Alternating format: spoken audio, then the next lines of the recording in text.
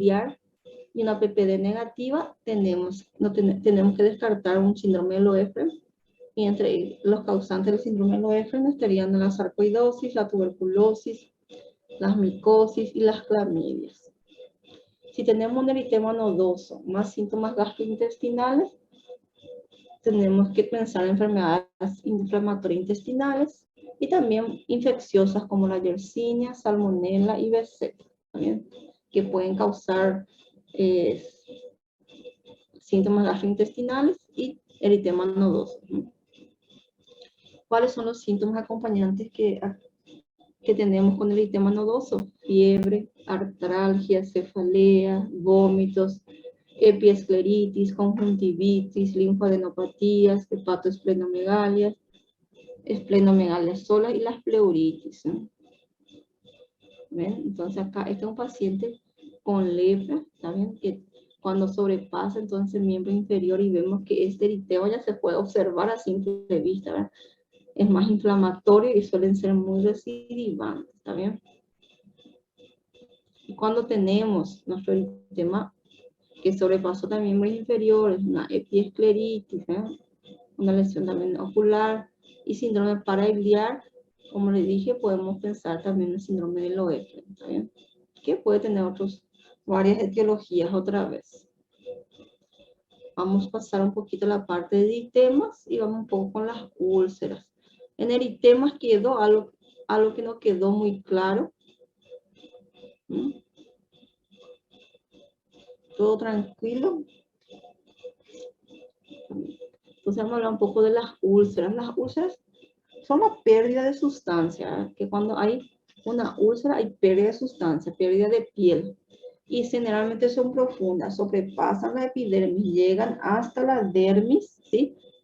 Pueden, la dermis superficial ya sobrepasa muchas de la dermis profunda, llegan a hipodermis, e incluso pueden sobrepasar la hipodermis, llegar a fascia, a los músculos, cuando son muy profundas.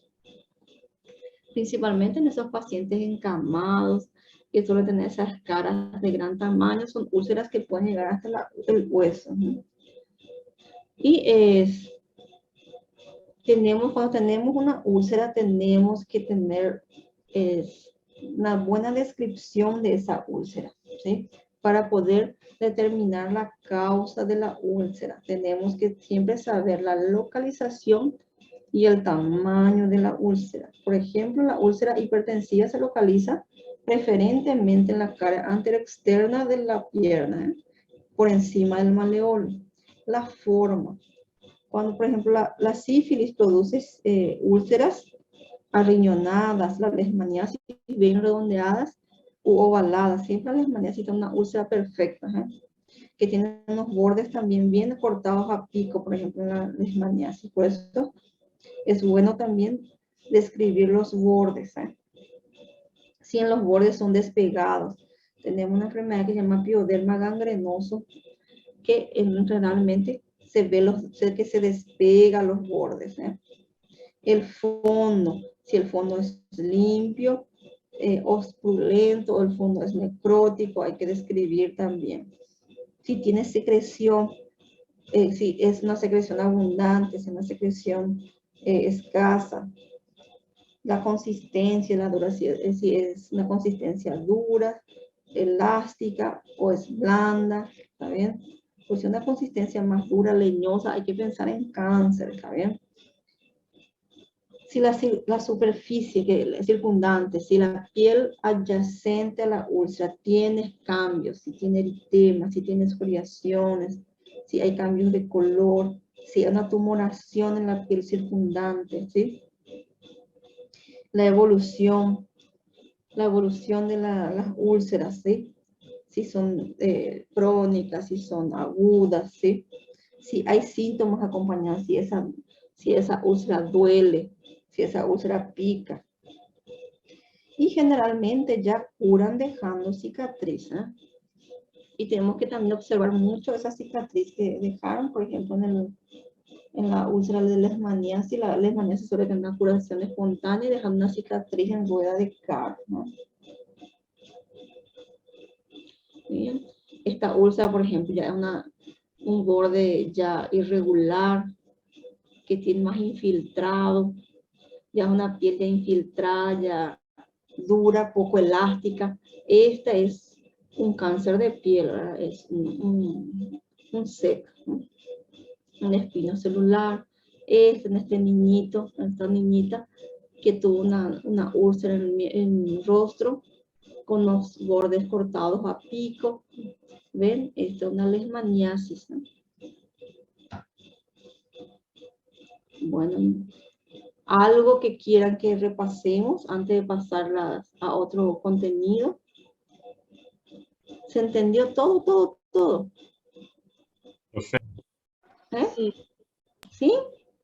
profe, Hoy. em relação a las úlceras, Sí. a palavra escara se utiliza porque aí na minha cabeça, por lo menos, úlcera é essa perda de la pele, né, de la continuidade da pele.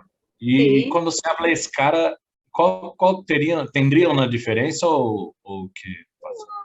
Bueno, las caras son por la compresión, ¿verdad? Que hay como una necrosis por compresión, por estar acostado mucho tiempo, ¿verdad? Que se pierde como la vascularización ahí se comprime, entonces se va necrosando. Y luego se va ulcerando también, ¿sí? Al final, por eso las úlceras pueden existir en varias patologías. Por ejemplo, un tumor empieza como un nódulo y eso se puede llegar a ulcerar, ¿entienden? Entonces la úlcera ya sería esa pérdida de sustancia. La escara puede empezar eritematosa sin ulcerarse todavía, ¿verdad? Y luego con el tiempo esa escara se va ulcerando, ahora que ya hay pérdida de sustancia de la piel. Y ya cuando sobrepasa la dermis, la epidermis llegando a la dermis, le llamamos de úlcera, ¿está bien? Entonces hay muchas patologías como la escara, es algo, pero la escara se puede ulcerar, ¿entendés? Así como el tumor, es un tumor, pero se puede ulcerar. Igual que un nódulo, el nódulo también se puede ulcerar. ¿Quedó claro o no tan claro? ¿O quedó más difícil todavía? No sé si me Nossa, dije. sim, entendi, graças. Ok. ¿Algo más que quieran preguntar? Pregunten ahora. Entonces, ¿podemos pasar a la siguiente clase? ¿Sí? ¿O quieren descansar un chiquitito? Pues empezamos recién, ¿verdad? ¿Eh? Sim, podem continuar, creio. Entonces vamos a pasar a la siguiente.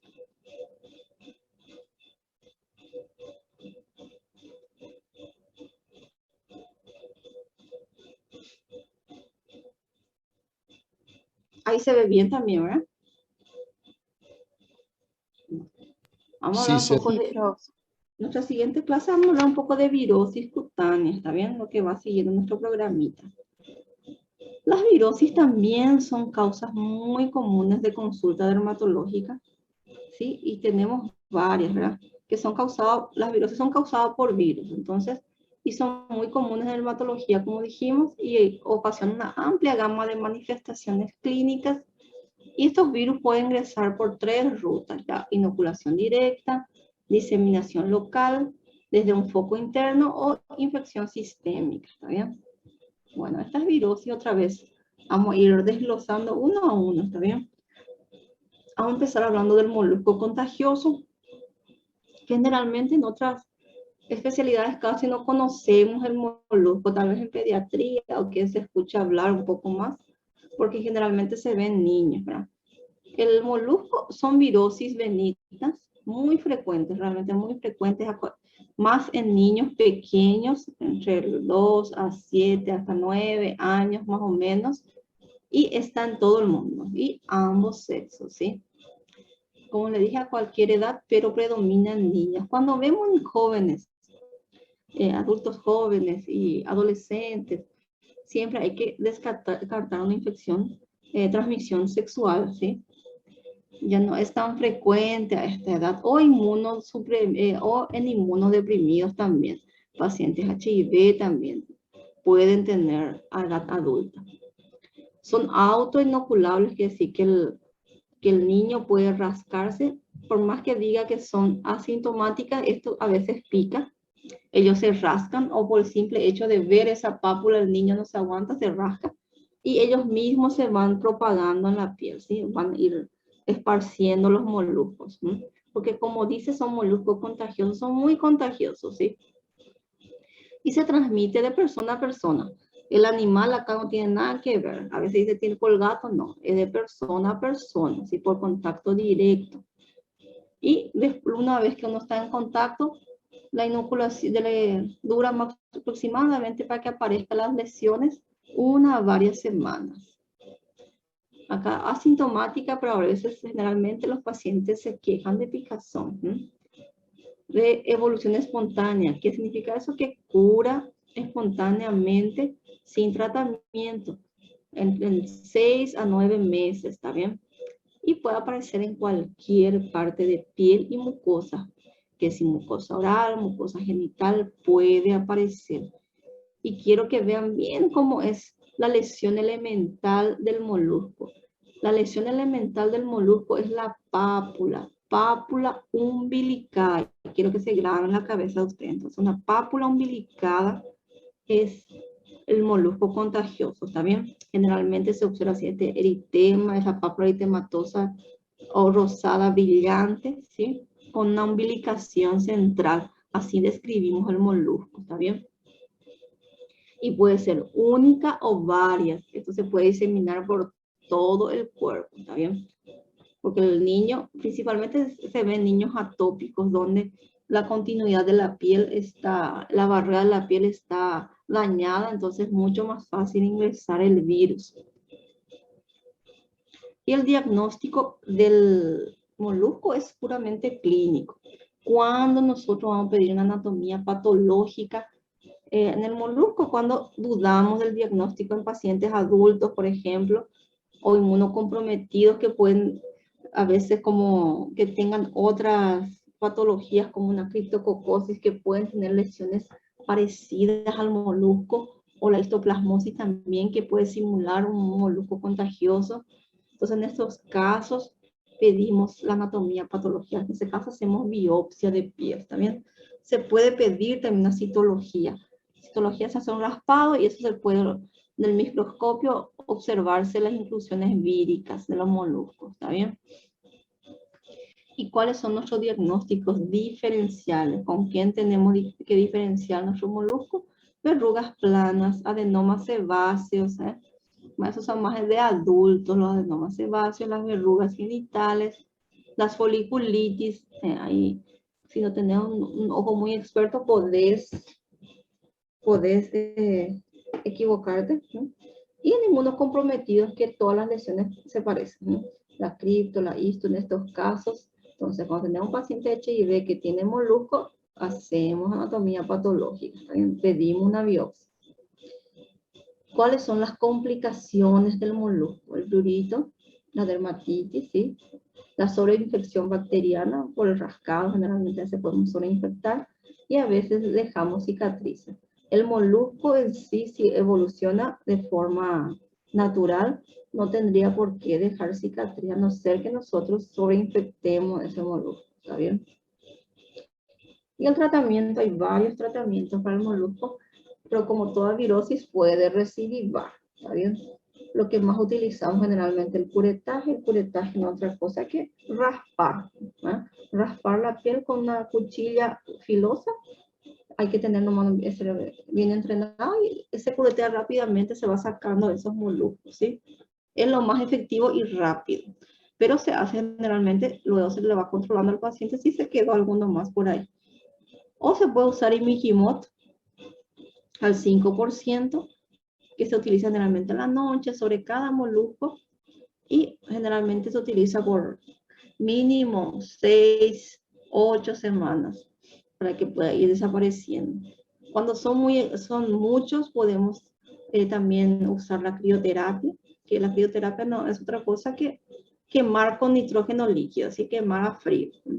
Hay un aparato para hacer la crioterapia donde expulsa el nitrógeno líquido, ¿sí? Y vamos a ir quemando uno a uno también. Solo que la crioterapia duele un poquito más, ¿eh? bueno, todo el curetaje tampoco está exento del dolor.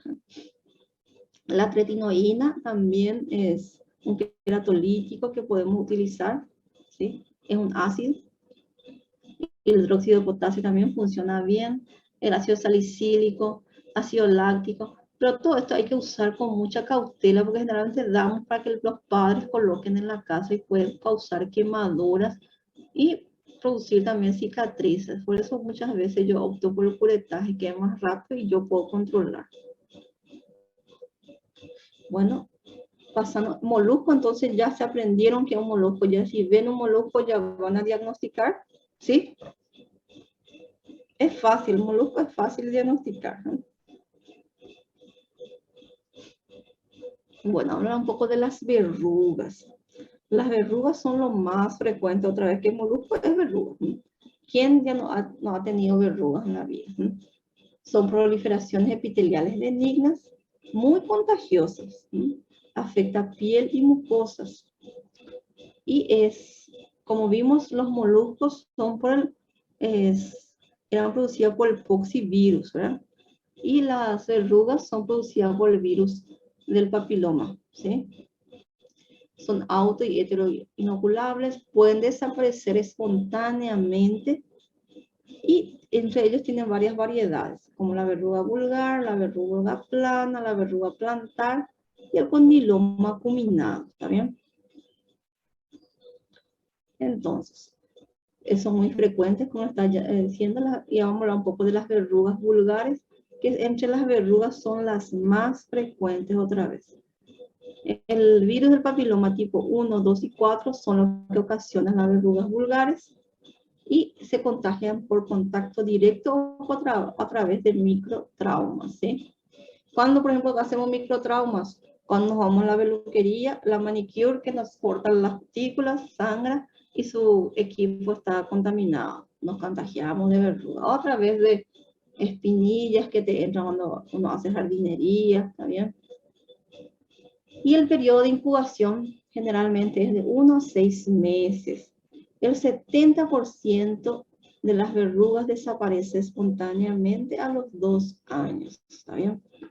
Mira, decimos que es auto y heteroinoculable porque nosotros a veces la gente corta con corta uña esto, hace sangrar y va esparciendo a otras partes. Y esa misma corta uña usó para cortar las uñas o para cortar las cutículas, va a ir esparciendo por todos los lados, ¿está bien? Entonces, generalmente pedimos al paciente que no toque su verruga él mismo porque puede esparcir.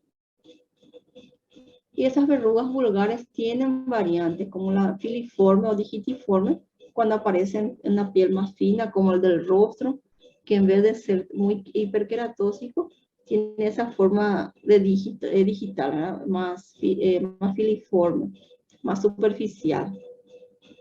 Esta verruga es mucho más fácil de sacar. Y luego están las verrugas periungueales, ¿eh?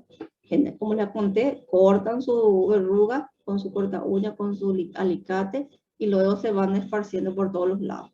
Incluso hay gente que tiene verruga en la boca porque muerde su verruga. Entonces son este crecimiento van distorsionando las uñas, ¿eh? Pueden abarcar o afectar la matriz ungueal y deformar, dando estas uñas medio cuchara, o pueden dar estriaciones, deformidades de las uñas, ¿está bien? Esto sí tenemos que tratar. Luego tenemos las verrugas planas, que son por el HPV 3 y 10. Entonces, cuando hablamos de verrugas vulgares, era el HPV 1, 2 y 4. Y cuando hablamos de verrugas planas, es HPV 3 y 10, ¿ok? Son muy frecuentes en niños y adultos jóvenes. Son asintomáticos y autoinoculables, es decir, los pacientes se rascan y van esparciendo. Y estas verrugas planas tienen una característica especial, que es que al rascarse eso puede aparecer a través de los traumas. Cuando uno causa algún pequeño trauma, como el rascado, esto puede ir inoculándose a través de ese rascado, de esa línea que quedó el traumatismo, y ese fenómeno se llama fenómeno de Koepner. Y esto puede aparecer en cualquier parte del cuerpo, puede estar en frente, rodillas, piernas, en cualquier parte, ¿está bien? Después tenemos las verrugas plantares. Estas verrugas son muy dolorosas porque son igual que las verrugas vulgares, tienen el mismo, el HPV 1, 2 y 4 también son las que causan. ¿Pero por qué son dolorosas? Porque en vez de ser un crecimiento exofítico, porque nosotros pisamos ahí, su crecimiento es endofítico, quiere decir que crece hacia adentro. Queda como una sensación que hay un clavo cada vez que pisamos, ¿sí? Cada vez que se pisa, eso va doliendo mucho y generalmente esto aparece en zonas de apoyo del pie, entonces mucho más doloroso. Y esto incluso pueden ser únicas, pero pueden llegar a ser muchas, múltiples lesiones. Por eso es muy doloroso una verruga plantar. Luego tenemos el condiloma acuminado, ¿sí? Que es esta verruga que tiene aspecto de coliflor, ¿no? Que son pequeñas verruguitas que se van agrupando y formando estas vegetaciones friables, ¿eh? Que se localizan generalmente en mucosas genitales, ¿no? Y es causado por el HPV 1, 6, 10, 11.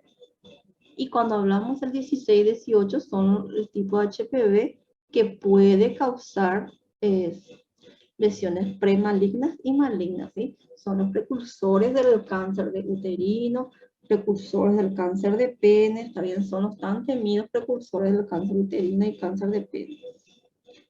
Y su principal diagnóstico diferencial va con el condiloma plano sifilítico, que cuando lleguemos a sífilis vamos a estar comentando un poquito, ¿está bien? Estos son de transmisión sexual y como toda enfermedad de transmisión sexual puede acompañarse de otras enfermedades de transmisión sexual, por eso es nuestra obligación pedirles las serologías correspondientes, ¿sí? HIV, VDRL, virus para herpes, también tengo que pedir para hepatitis B y C. Siempre hay que pedir toda la batería cuando encontramos una enfermedad de transmisión sexual para que no se nos pase después por alto eso. Y cuando vemos condilomas en niños, es un tema bastante delicado por el tema del abuso sexual en niños, ¿sí? Siempre entonces cuando encontramos condiloma en niños tenemos que también tener una interconsulta tanto con ginecología y pediatría. Por eso siempre se trabaja en conjunto. Como dije, la dermatología, todas las especialidades tendrían que trabajarlo en conjunto. Y cuando vemos este tipo de lesiones en niños, hay que pensar en abuso sexual. Pero como vimos también que puede ser ocasionado por el tipo 1, hay que revisar también las manos del cuidador, ¿verdad? Si hay por ahí verrugas en manos que puedan causar esas lesiones, ¿está bien? Después tenemos tipos especiales de condiloma acuminado, que es el condiloma gigante de Buschke-Lowenstein, que es considerado como un carcinoma epidermoide bien diferenciado, ¿sí? Un carcinoma verrugoso, le decimos también nosotros. Y tiene que ser extirpado y tratado como tal, ¿está bien? Tiene que llevarse a oncología, todo. Siempre hay que cuidarse mucho de esto. Después tenemos también la papulosis bovenoide, que es una entidad clínica patológica en la que se identifica la presencia del HPV 16, que sabemos todo que es precursor del cáncer, ¿no? Tanto el vulvar como uterino y como peneano. Y se observa como pápulas, múltiples pápulas, ¿sí? Pequeñas que se agrupan en la zona de los genitales, masculinos y femeninos.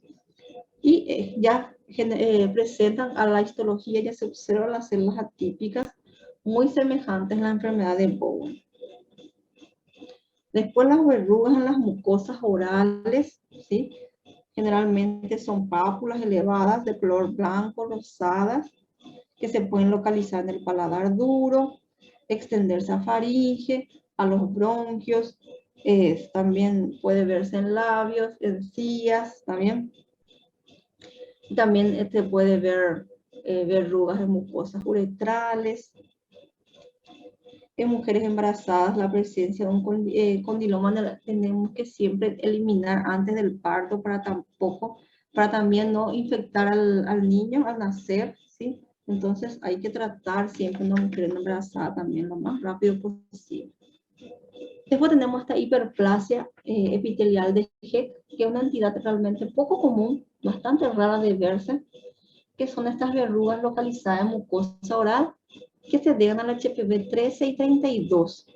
Son asintomáticas, generalmente se ven en niños y es más de ciertas etnias. Generalmente se ve en pacientes indígenas o pacientes de raza negra, porque son más frecuentes. Nosotros vemos muy poco este tipo de lesiones. Más, los únicos que yo vi fueron indígenas, ¿no? Bueno, para que tengan un poco un resumen de de verrugas y moluscos, de lo que son las virosis de verrugas y moluscos, que son proliferaciones cutáneas o mucocutáneas virales benignas, y la infección está confinada al epitelio, ¿sí? Acá casi todas son benignas, a excepción del condiloma, que puede ser, dependiendo del HPV, puede producir cáncer, ¿verdad? Alta prevalencia en la población pediátrica, es más frecuente en niños con fuerte impacto psicosocial, ¿sí? Porque una persona que tiene, en los niños principalmente, a veces le hacen bullying por culpa de sus verruguitas, ¿sí? Es un desafío terapéutico, el desafío para manejar eso, porque son muy recidivantes. Y las verrugas observamos más o menos en los niños en etapa escolar, ¿sí? Que son de 7 a 15 años, y los moluscos en la etapa preescolar, 2 a 7 años aproximadamente, adquiridos por contacto cutáneo directo o indirecto. También, por ejemplo, en los deportes, en las piscinas, generalmente las verrugas y moluscos, ahora con el tema de las nataciones, después del verano me vienen muchos pacientes con moluscos, o si no, compartiendo prendas también, y a través de contacto sexual en jóvenes. ¿Y por qué? ¿Qué es lo que predispone el contagio de verrugas y moluscos? Que la piel no esté intacta, que cuando hay pérdida de la barrera cutánea. El periodo de incubación de esto va de 1 a 6 meses y son autoinoculables, es decir, al rascar, el propio paciente puede ir esparciendo esto, ¿no? Tenemos que saber que la verruga producida por el HPV en sus diferentes tipos, y el molusco es por el poxivirus, ¿está bien? Verruga, ¿se trata o no? Como tiene un curso autolimitado y el 70% de esto se resuelve espontáneamente después de los 2 años, ¿tratamos o no? Y nosotros sí, generalmente tratamos las verrugas, porque para reducir la posibilidad de diseminación, ¿sí?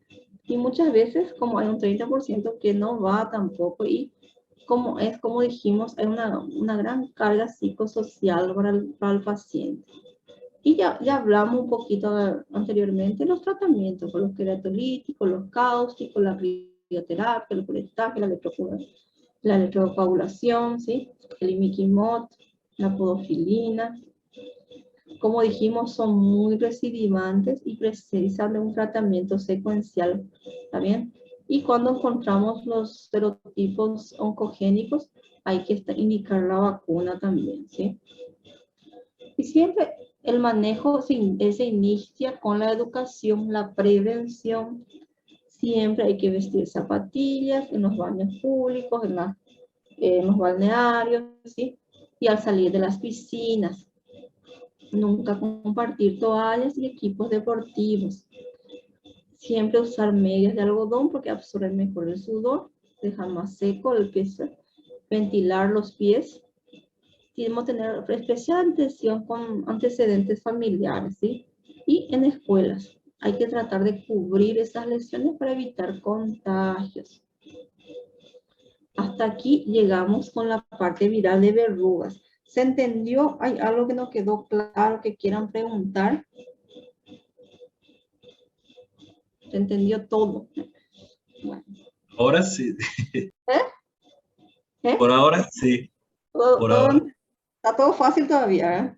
Bueno, vamos a hablar un poco del herpes. El herpes también es una virosis muy común. Seguro que algunos ya tuvo su fueguito en la boca, que le llaman el herpes bucal, ¿sí? Es mucho más frecuente. El herpes es un virus de la familia Herpes viridae. Son virus ADN con un núcleo central, ¿sí? Es responsable de un gran número de infecciones de la región orofacial y también de la región genital. Y vamos a tener una clasificación del herpes que se clasifican alfa herpes viridae, beta herpes viridae y la gamma herpes viridae, y que a su vez otra vez se subdividen. Nosotros los más frecuentes son los alfa herpes viridae, que son el tipo 1, que es el herpes simple, el tipo 2, el herpes genital, y el tipo 3 de la varicela zoster.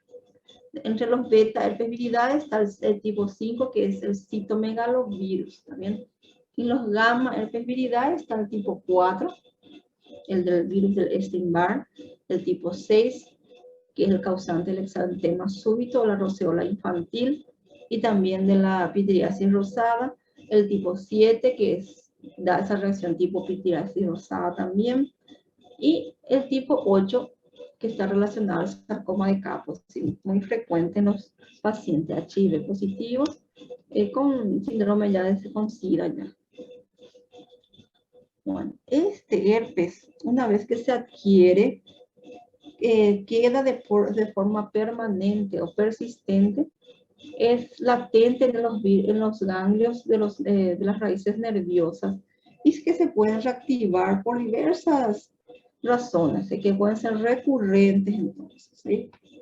El virus del herpes generalmente ya queda latente una vez que uno se infecta. Cuando baja la inmunidad, eso se puede reactivar. Entonces, vamos a hablar un poco del herpes simple, que es producido por herpes virus tipo 1 y el tipo 2 también. Y el tipo 1 es responsable de las infecciones faciales y el tipo 2 de las infecciones genitales. Pero ambos pueden infectar cualquier área de piel y mucosas. Este virus se puede encontrar en la saliva y en las secreciones genitales. Por eso que no es necesariamente que uno tenga las vesículas para que puedas infectarte, ¿eh? La transmisión es por contacto directo o por las microgotas. Después vamos a hablar un poquito de la gingivoestomatitis herpética, que es la prima infección del virus del herpes tipo 1, ¿está bien? Ocurre en niños pequeños y tiene un periodo de incubación entre 3 a 10 días y se acompaña de síntomas generales como fiebre, linfadenopatías, compromiso del estado general del niño, dolor o dificultad para alimentarse, tiene halitosis, unas encías tumefactas y generalmente sangrantes. Generalmente estos niños acuden al pediatra. Nosotros poco vemos la gingivoestomatitis porque son los pediatras los que más ven, porque el paciente está con fiebre y son niños pequeños, con dificultad para la deglución. Entonces, los padres generalmente acuden al pediatra, lo que más ven. Se ven más en niños entre 6 a 5 años de edad. Muy ocasionalmente ya se va a ver en adolescentes o en adultos. Empieza como una erupción vesiculosa que se inserta en la encía y causar linfadenopatía y fiebre, como lo está diciendo. Clínicamente aparecen úlceras puntiformes superficiales a nivel de la encía y peribucal. A los 3 a 4 días puede encontrarse una gingivitis con encías tumefactas y hemorrágicas, y por tanto rinofagia con múltiples vesículas distribuidas por la cavidad bucal. Dichas vesículas poseen un contenido claro amarillento y se rompen con facilidad, dejando erosiones muy dolorosas que curan de forma espontánea, ¿sí? Pero esta gingivoestomatitis a veces tenemos que diferenciar de otro tipo de aftas también. Bueno, vamos a seguir un poco con el herpes genital. Generalmente el herpes genital es virus de tipo 2, dijimos, ¿sí? Y su prima infección cuando surge tarda como 5 a 7 días luego del contacto y puede durar incluso 2 a 3 semanas. Y esto es después se vuelve crónica y recurrente, ¿verdad? Con cada bajón de inmunidad, esto se puede reactivar. Su transmisión es transmisión sexual a partir de lesiones cutáneas y mucocutáneas a través de secreciones contaminadas, a pesar de no tener una clínica aparente, ¿está bien? Y el herpes, como dijimos, es recidivante y recurrente en un 30%, más frecuente se ve en adultos. Y esta reactivación puede ser por varios estímulos, principalmente el estrés, la ansiedad, la exposición prolongada al sol, que se con la insolación, por traumatismos, post-infecciones. En las mujeres con cada menstruación a veces puede querer aparecer en el embarazo. También cuando hay desórdenes alimentarios, también puede querer aparecer otra vez. Y se siente, clínicamente se manifiesta como vesículas en ramillete a nivel de la mucosa masticatoria que se ulceran rápidamente originando una erosión única con bordes estrellados y ligeramente dolorosa y curan sin dejar cicatriz a los 7 a 10 días después de iniciado las lesiones. Hay también una entidad llamada queratoconjuntivitis herpética cuando ocurre la primera infección ocular del herpes, ¿sí? Y esta con cada recidiva puede causar ceguera y es muy doloroso también. Tenemos también otra entidad también producida por el herpes, que es el panalizo herpético, que es una infección de los dedos de la mano que ocurre eventualmente en personal de salud por contacto de secreciones salivales que contengan el virus, generalmente con los contactos de pacientes contaminados. Tenemos también el virus del herpes neonatal, que ocurre cuando la embarazada que presenta un herpes genital contamina a nuestro neonato a través del canal del parto, ¿no? Por el parto vaginal.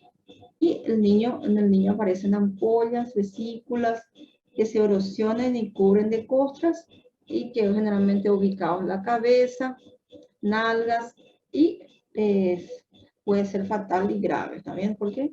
Porque puede dar meningitis herpética también y eso puede generalizarse. Otra variante también es la erupción variceliforme de Kaposis, ¿no?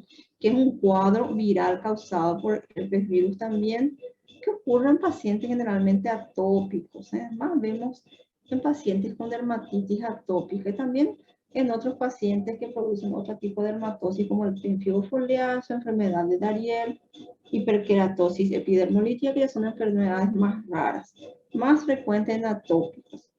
Se caracteriza por la aparición súbita de vesículas en áreas de la piel comprometida por una afección predisponente, ¿está bien? Que tiene que tener una piel ya comprometida, que ya tienen su barrera, cuando ya pierde su barrera, la barrera cutánea se pierde, entonces es mucho más fácil el ingreso y la diseminación de este virus.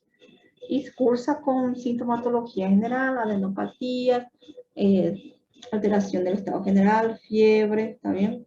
Estos pacientes generalmente internados y ellos reciben su antiviral por vía endovenosa.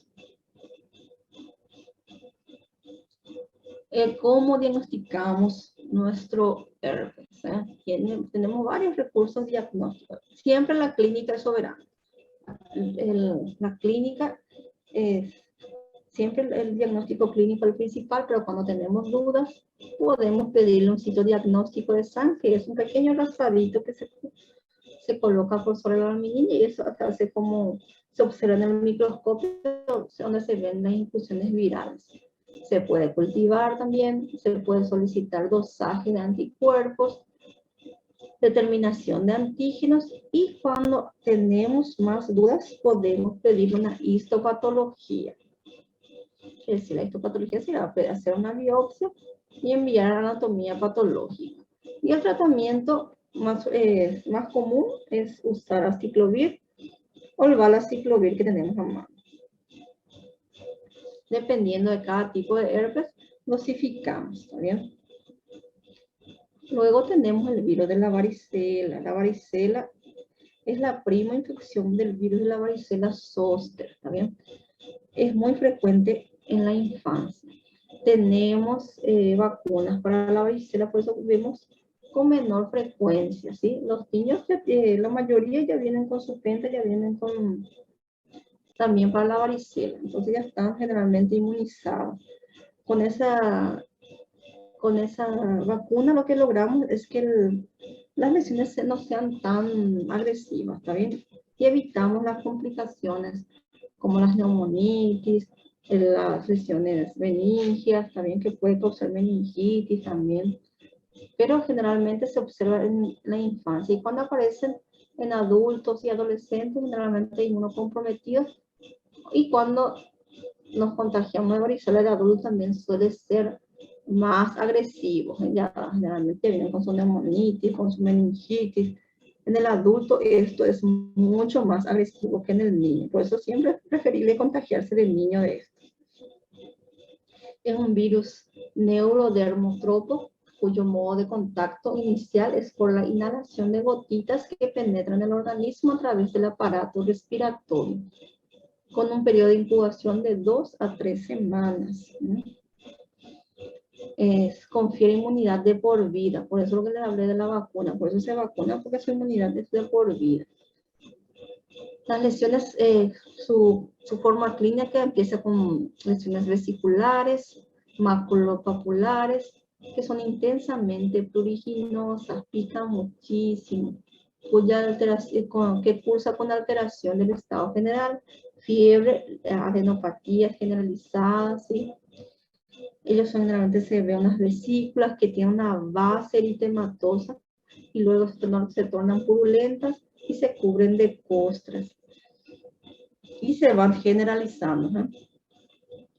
Y en el mismo paciente se ven estos diversas fases evolutivas, como las vesículas, vemos la parte costrosa y la parte purulenta en diversas fases. No es que primero empieza con la fase vesiculosa, luego la purulenta y después la costrosa.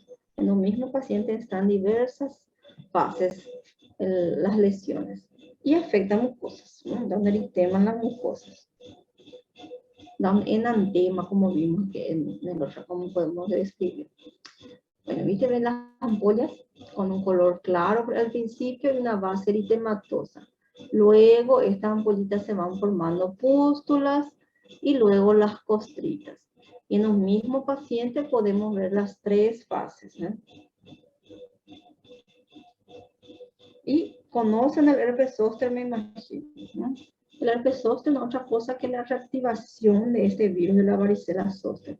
El paciente que tuvo su varicela de niño con un bajón de inmunidad grande, un estrés muy grande, posterior a una enfermedad grande. Ahora después del COVID vimos mucho el herpes zóster. Hay una reactivación de ese virus que se halla en estado de latencia en los ganglios nerviosos, ¿eh? Puede ser también pacientes inmunodeprimidos, que eso se reactiva cuando debutan con su diabetes. Generalmente es único, una sola vez tenemos herpes zóster, a no ser que el paciente sea inmunodeprimido, por ejemplo, un diabético mal controlado o un paciente HIV, puede aparecer más de una vez. Cuando vemos un paciente refiere que tuvo 2 veces herpes zóster, pues nunca, siempre descartar un HIV, que es mucho más frecuente en ellos, ¿está bien? Entonces, ¿cómo empieza el herpes zóster? Empieza con dolor primero, sin lesiones todavía. Empieza primero un dolor en una región, una metámera, o siguiendo un nervio, alteración de la sensibilidad, hay una parestesia a lo largo de ese nervio, que después de unos 3 a 5 días empieza a aparecer unas vesículas, que siempre va abarcando la raíz de ese nervio, que va siguiendo el trayecto nervioso, y luego va formando como una base inflamatoria y eso va formando las vesículas que tiene igualito que la varicela, tiene ese contenido claro, que tiene esa base eritematosa, de luego se va formando ya ya va formando esas costras, ¿sí? Y estas son muy dolorosas, ¿sí? Muy dolorosas, como afectan el ganglio, es como si fuera tener un dolor de diente, hay que es un dolor punzante, quemante, ¿sí? En niños, cuando aparecen generalmente duele poco, ¿sí? Pero en los ancianos generalmente es muy doloroso. Y cuando esto afecta la raíz del nervio geniculado, del ganglio geniculado facial, puede dar una parálisis facial ya permanente, ¿sí? Pues hay que cuidar también un poco dónde la localización, y cuando afecta también en la parte ocular del zóster, puede dejar una ceguera también, ¿sí? Por eso ahí siempre cuando vemos un herpes zóster muy cerca del ojo, pedimos una interconsulta también con oftalmología. Es típico. Nosotros le llamamos también acá en Paraguay fuego de San Antonio. No sé cómo en portugués, no sé cómo popularmente le llaman el herpes zóster. Acá popularmente se le llama fuego de San Antonio. Cobreiro, ¿Y? doutor. Se ¿Cómo? llama cobreiro. ¿Cómo? No, no entendí. ¿Cobrera? ¿Cobrero? Cobreiro. Obrero. Oye, mira, no sabía. Sus complicaciones son la neuralgia posherpética, que es muy dolorosa, como si fuera un dolor quemante que queda por toda la vida, que se ve mucho en ancianos. Por eso hay que tratar precozmente esto, porque generalmente se empieza con un poco de corticoides para evitar esa neuralgia posherpética. Puede haber compromiso motor, como vimos, esa parálisis facial, ¿sí? Que ya es permanente. Puede quedarse esa parestesia también. Puede causar uveitis, queratitis, conjuntivitis, paresia ocular, incluso puede causar ceguera. Y el tratamiento de aciclovir a altas dosis, la dosis ideal es 800 miligramos, en adultos estoy hablando, ¿verdad? 5 veces al día, ¿está bien? Y eso es por 7 a 10 días. Y vemos después si prolongamos el periodo de tratamiento.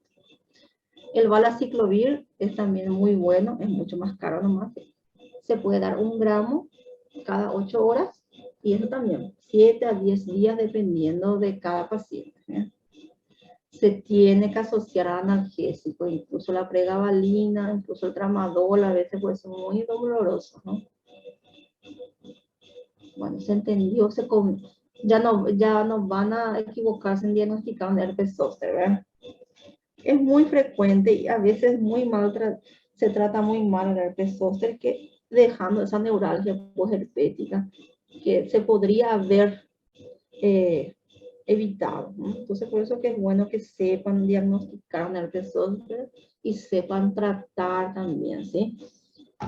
Porque cuando generalmente ustedes empiezan en ciudades pequeñas, donde no solo ustedes son de clínicos, tienen que saber diagnosticar esas cosas que son frecuentes, ¿sí?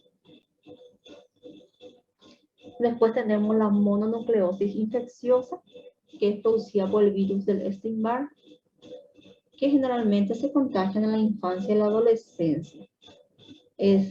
Generalmente se localiza en faringes y glándulas salivales y permanece ahí en estado de latencia.